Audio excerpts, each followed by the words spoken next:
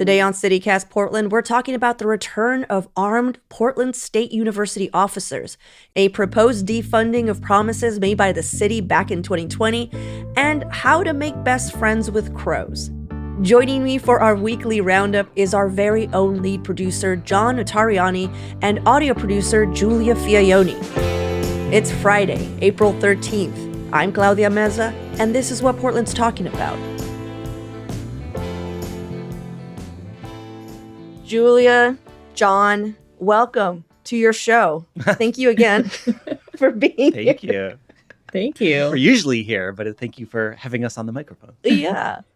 Julia, you're usually not on the microphone, so it's exciting to have you. I don't think you've ever done a Friday roundup. This is my first one. So, you guys know the drill. Usually I start off with just a revealing question, but this is actually something that I was curious about because I know that most of us are transplants, but wondering what your first memorable meal was in Portland.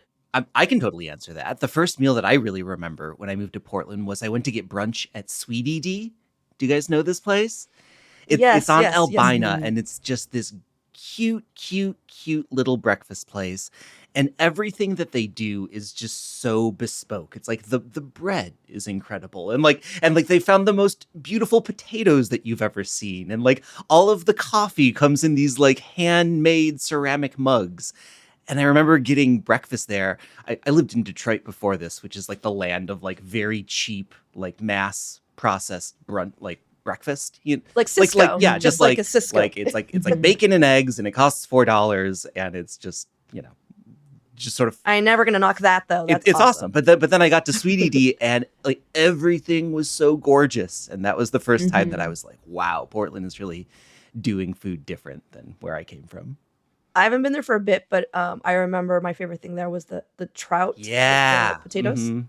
What about you, Giulia? So this one's kind of funny now, thinking about it, having tried so many incredible restaurants here since then. But one of the first things I did when I moved to Portland was actually go to a concert at Edgefield. So one of the McMenamins locations.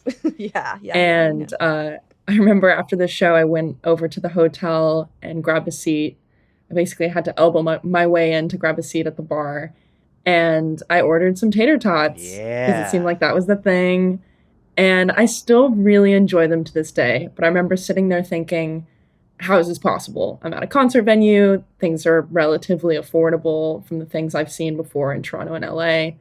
And I actually really enjoyed the food. So it became this kind of solidifying moment to look out for, like, I don't know, tasty surprises in places I wouldn't expect. I love that. Tasty surprise. That's Julia's new podcast. Tasty surprises. But annoyingly, it's not going to be about food. No. She'll figure it out. She'll just figure out what to throw in there. But yeah, it feels very Portland now. But I'm not a regular McMenamins guest. I don't have a passport or anything. John has a passport. I sure do. He's just waiting. He's waiting for his friend to come visit. Stamping them off one at a time. Oh man. Well, for me, I mean, I moved around like early aughts, and it was. I'm gonna sound so dated, but it was Screen Door, and Screen Door is still there, and Screen Door is still hitting hard. But back in like 2006, 2007, it was brand new, and I lived in that neighborhood, like a few blocks from it. But I remember, I mean, I don't know if you haven't gone to Screen Door, it's Louisiana style Southern food. It is known for its chicken and waffles and very, and like praline bacon, just very decadent stuff, But because it's Portland, they also have this organics section, and that's what it's called. And it's some of the best vegetables I've ever had. And I'm a meat eater, but every time I go there, I get the organics. Yeah. Just the 3 veggies, because they just do the crap out of those veggies. Like, they're so good. Yeah, I mean, Screen Door is kind of a punchline at this point, just because the line to get in is so long, which is why I have not been there in many years. But the last time I was there, the food is killer. It's still good if you've got 2 hours to wait to eat it. You can make reservations. I've learned the hard way. And what's annoying though is like usually a restaurant, like, the luster just fades a little and the lines shorten, but no, the lines have gotten longer at Screen Door. People need to stop writing about them. Everyone needs to stop. Anybody out there listening, forget everything we just said. Do not go to...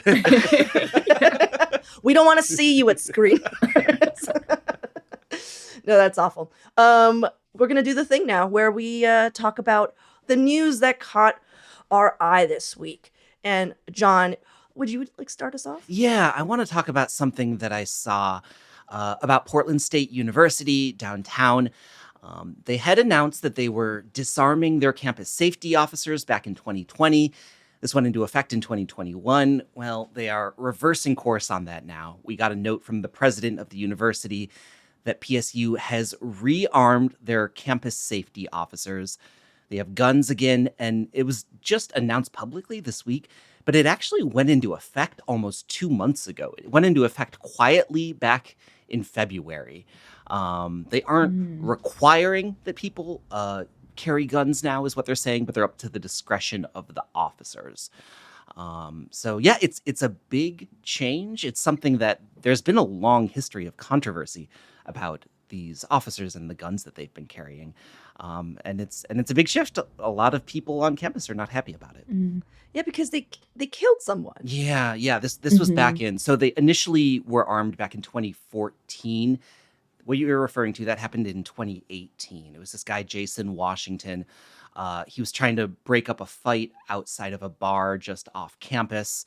Allegedly, there was a handgun that fell to the floor, and he tried to pick it up, and the officers shot him. But he wasn't even involved in the fight. He was just, what people say, trying to he was grab trying the to gun break away. it up. Yeah. So that led to a huge amount of protests, and then the real push to de-arm happened in 2020 after all of the racial justice protests, and that's when the university agreed to take those guns away. Yeah. I just think about the students. I reflect on my time just spending so much time on campus and the way that that perspective has changed on what really defines safety when you're a student on campus. And it's funny to me how this engagement that led to a decision and all the other situations surrounding this issue aren't really involving the students themselves. It's just all of these external factors about the area around. And I think I just feel just generally disappointed that there aren't any resources going into trying to address those surrounding issues directly, and just choosing to arm and make these students uncomfortable instead. It just doesn't seem like a real solution at this point. Yeah. I mean, and there is an organized group of students and faculty members that has existed throughout this entire process, from even before they were initially armed. There has been an organized group protesting against these measures.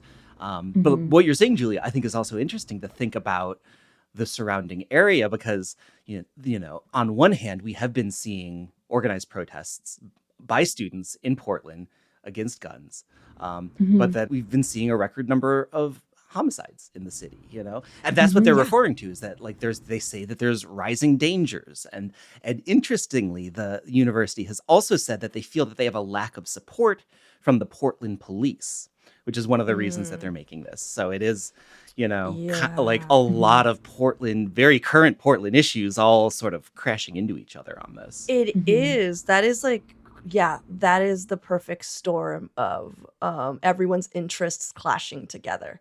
But I mean, you can't ignore that there has been a rise in homicide. I mean, there was just a killing of a cab driver, a senseless, absolutely no reason, caught on camera, and there was just no escalation. But again, this is not on campus. I agree with what Julia's saying. That is the campus for students, and students should have a say. But at the same time, if the cops are taking 40 minutes to show up anywhere, and someone unstable walks onto the campus, I wish that people were trained in Krav Maga. What is it, Krav Maga or whatever? Krav Maga. Are you talking about the McGruff, the crime dog? Is that what you're going for? That is not what I am not bringing it. I wish everybody was trained like McGruff, the dog. He's got some skills. He doesn't use a gun. He uses his sheer wit and a bite. No, I'm talking about... Isn't that when your body becomes a weapon? Yes! I have no idea what this is. Please explain this to me. Oh my God, I'm the expert. I couldn't even freaking say it. It's basically like a type of martial arts. I don't know if you guys ever saw Archer, but like the TV spy show, the cartoon. Yes, that I know. Yes, it was Archer. It would be like that, okay. you know? We should propose this to the city, I think, or at least the university. I really like it. Yeah. Yeah, I think that's a good idea. I mean, but all we'll do is we're not going to say anything. We're just going to send a link to Archer and just have them figure it out. Should be pretty clear. Yeah. Well, bringing us back though. I don't want to lose this point. Okay, no, go on. Thinking about violence and like how that violence happens on campus. There was, in the article that I read, there was a quote from the university that said, and I'm quoting, "The number of incidents involving people with guns on campus has increased by more than 180%. Incidents in 2023 are on pace with 2022." 180% increase. I mean, there isn't numbers there, so we don't really know what that increase means, you know. Yeah. But what the university is asserting is that they are seeing more incidents spilling over onto campus, in concert with some of the incidents that have been happening around the city. Like there's a danger that they're responding to is basically what they're saying. I mean, the thing that just really sticks out for me though is that there were 2 months when these officers were carrying guns around campus and nobody knew. And nobody knew. And like, wait, not even the people on campus knew? I mean, that's, from what I can tell, it was just announced publicly this week, but it went into effect on February 14th, which was Valentine's Day. Oh, that is nice. You know, That's regardless sweet. of how you feel about weapons, I feel like if you're attending a university, you have a right to know if people around you are carrying weapons. So that's a sticky point for me, at least. Yeah. It's Krav Maga, by the way. Okay, thank you. Krav Maga. Okay. That's all. All right, let's take a quick break here. When we come back, more headlines of the week.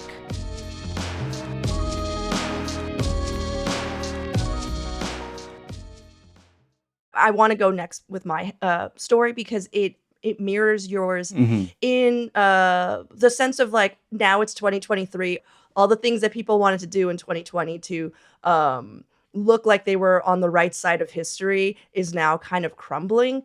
And as you both know, my favorite kind of gossip or drama is of the local political kind.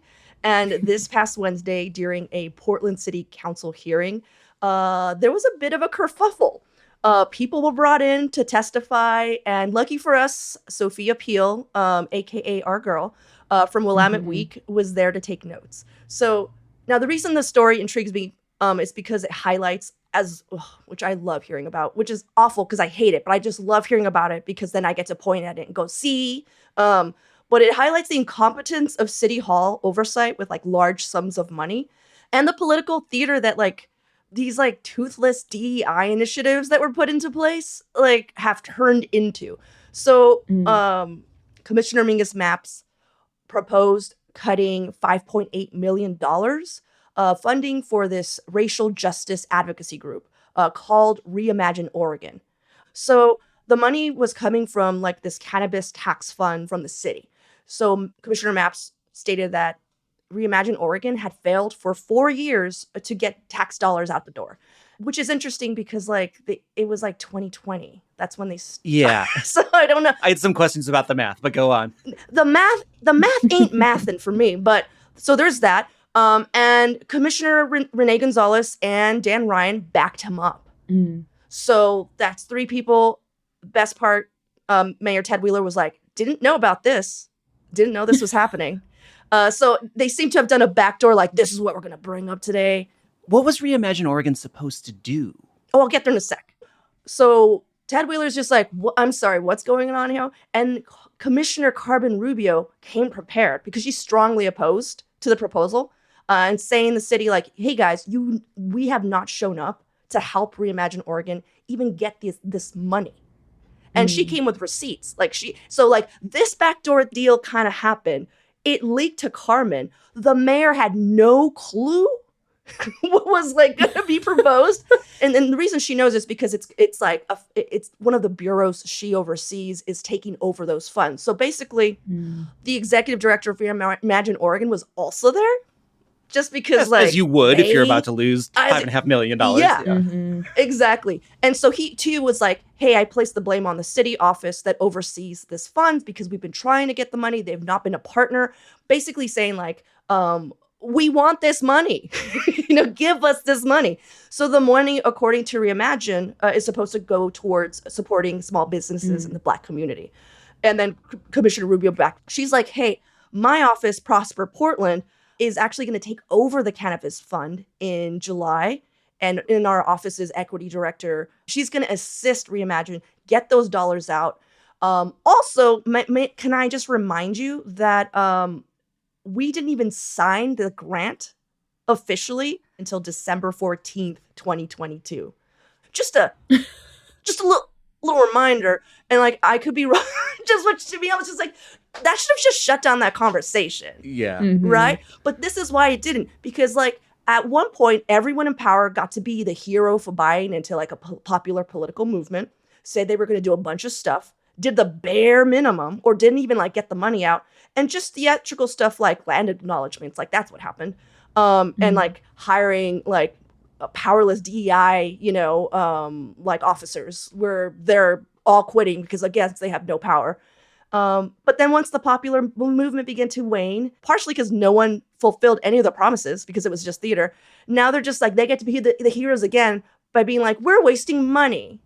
Let's take it back, And John, you asked who Reimagine Oregon is, and they're kind of like a Voltron. Is that too old of a reference? Julia, do you know what Voltron means? I don't know what Voltron means. Yeah, of course you don't know what it's like a Power Ranger. Okay. Well, like if all the Power Rangers stacked up on top of each other. Like a Transformer, kind of. Oh my God, never. I'm sorry. Never again.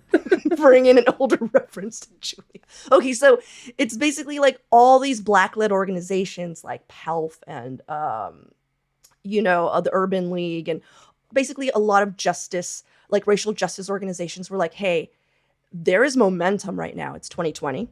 All these protests are happening. People are listening. There's no real plan. What if we put together a tangible plan, like actual numbers, these are the things that are going to happen. So this to me is just showing this larger picture of Reimagine basically being all these organizations being like, we gave you plans, we gave you whatever. And here's what the like heinous part to me, why I'm so upset about this, but they got so much buy-in. If you Google Reimagine Oregon, you'll see this convention of like dozens of people. Like we're talking Multnomah County, we're talking the city.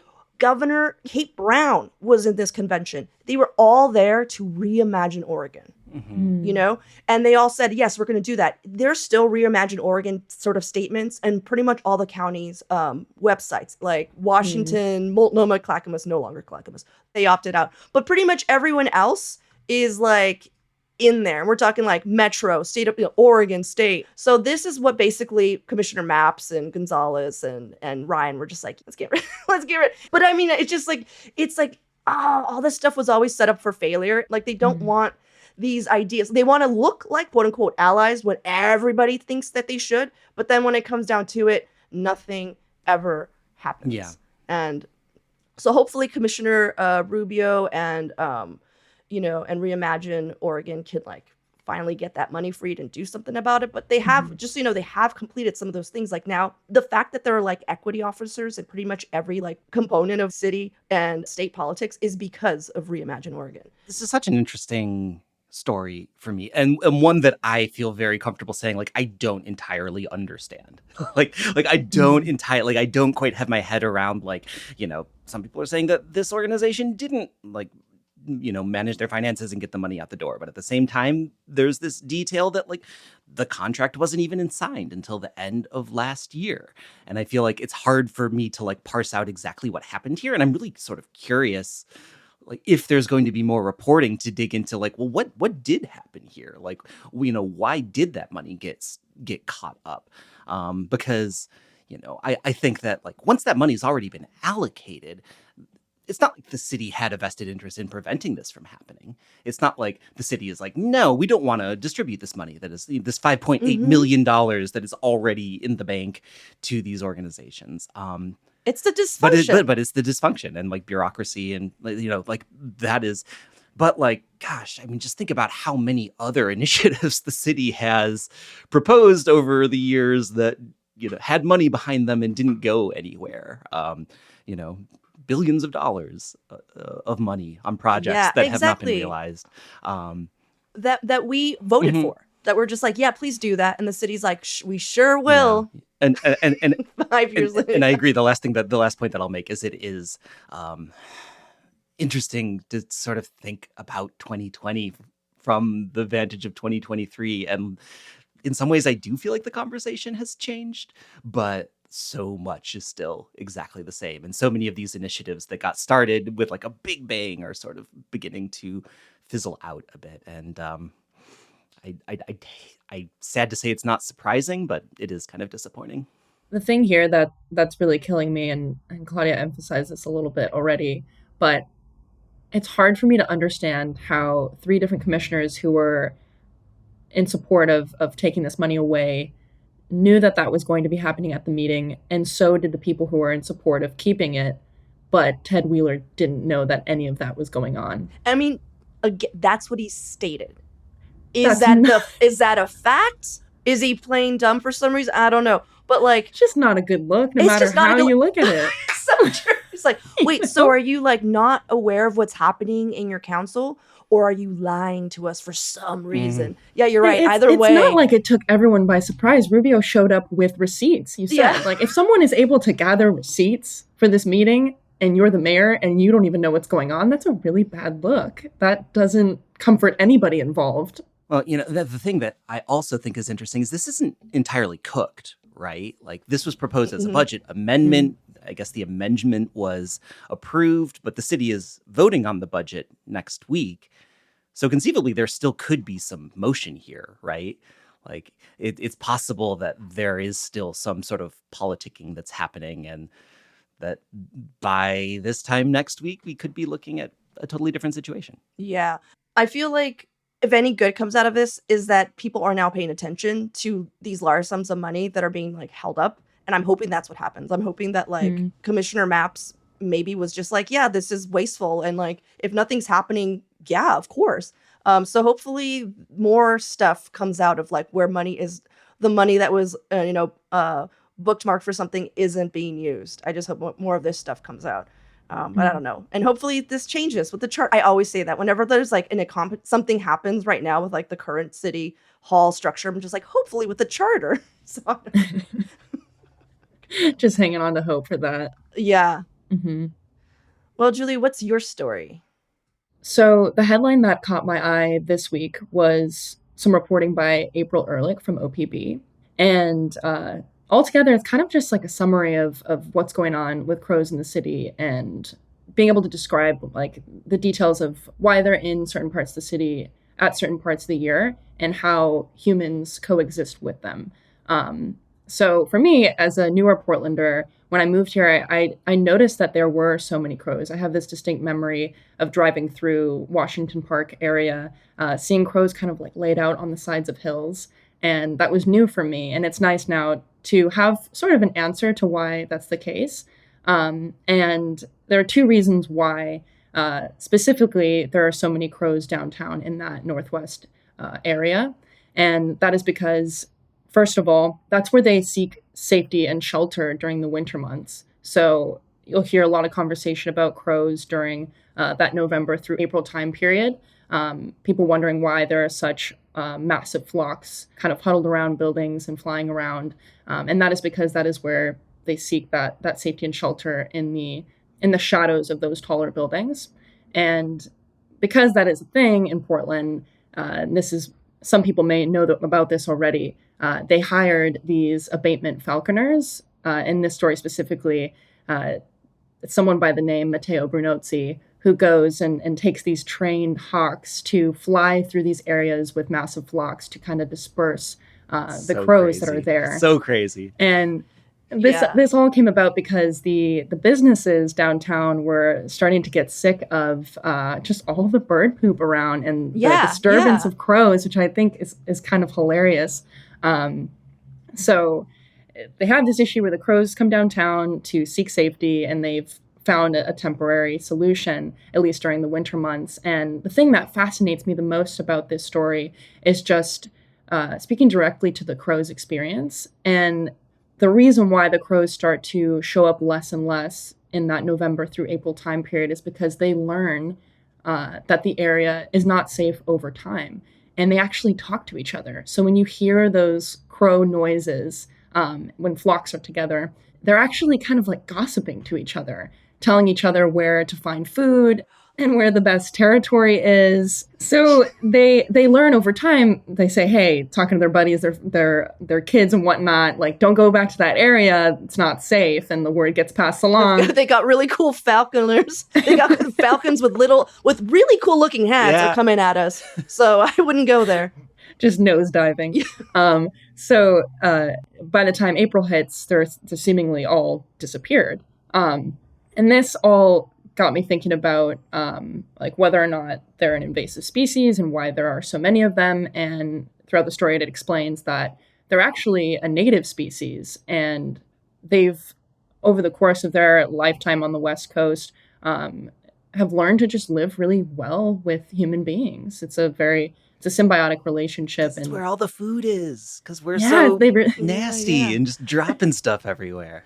Yeah. They really benefit from the environment that we create, so much so that they start to mimic the same kind of relationship that humans have with dogs, where if you go to the same spot every day to feed some crows, they'll actually be there waiting for you to receive the food. And if you build a deep enough relationship, they'll bring you presents like buttons and shiny items. And one of the most fascinating examples of that I heard of was a story that was written out of Seattle about 10 years ago, where this family had built such an incredible relationship with these crows in the area. It actually developed into a lawsuit between neighbors because of how disruptive it was. But one of the sweeter anecdotes in the story is that this lady who was living in this house was out taking pictures of the crows, and she didn't notice that she had dropped her camera lens in an alleyway. And she had gotten home and was like, man, it's gone, whatever. And a few days later, that same camera lens ended up in the bird bath in her backyard. So the crows brought the camera lens back to her, which who knows how, if they even knew that was what was happening. But it turns out they can recognize human faces and remember them and actually talk about you to their young. So I wouldn't put it past them. Oh my God. But how does that make you guys feel? Like, I think that could freak some people out, knowing that crows are watching you and talking about you. Yeah, and I read, that Seattle story kind of went viral when it was published. And ever since that story, people have been trying to make crow friends. Like, our guy, Brian Vance, is actively trying to create a best friendship with a crow. Like, I'm just saying, not a one particular crow, but just like, oh, I wish I had a crow friend. But who could blame him? I wish I had a crow friend. That would be so cool. So here's something that happened when I was dumb. When I moved into the house that I live in now, I would like often come out and there would be like peanut shells on my front steps. And my first thought was that the male person was like eating peanuts. It was like dropping them. I'm like, oh, that's pretty rude that they're just like eating peanuts on their route and dropping them on my steps. And then like a month later, I realized that a neighbor like halfway down the block was feeding crows, and they would come and like perch on my roof and then drop the peanut shells on them. And then it became so much sweeter. Then I was much more happy every time I'd come out and see the peanut shells that the crows were eating on my roof. You're just like, oh, the bros were here. They were hanging out. They're just eating nuts and chatting it up buddies. About how, about whatever it is that I was doing that day. It's so funny too, Claudia, you had mentioned Brian as an example of someone who's interested in making crow friends. And I'm reminded of the fact that he lives in the Montevilla area. Mm-hmm. And in the story, they're kind of alluding to this divide between people downtown really not wanting to make friends with crows and people on the east side wanting to, just because of the way that their the crows' patterns are and where they live at certain times of the year. There's about 15,000 crows downtown at its peak.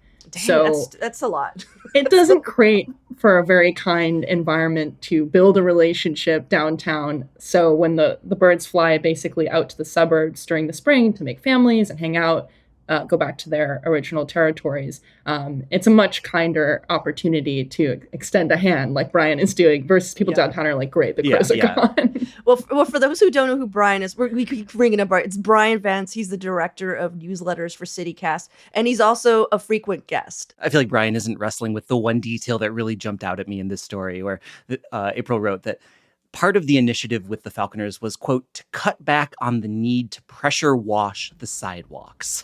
I'm like, got it. Yeah, that is kind of gross. Yeah, it's kind of gross. It's really gross and loud, honestly. Mm-hmm. I mean, the thing that was so interesting to me in this is I knew about the crows downtown, but I never really wrapped my head around why they end up, I live in St. John's, out in my neighborhood at other times of the year.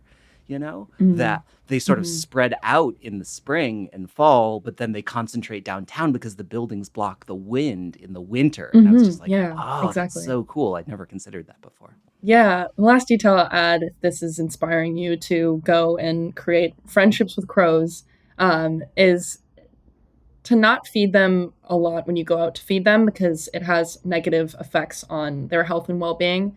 And if you're going to commit to building a crow friendship, to do it every day at the same time. So it's a big deal if you're going to go out and do that, unless you want to put the lives of these crows at risk. So you have to be mindful and intentional about that decision.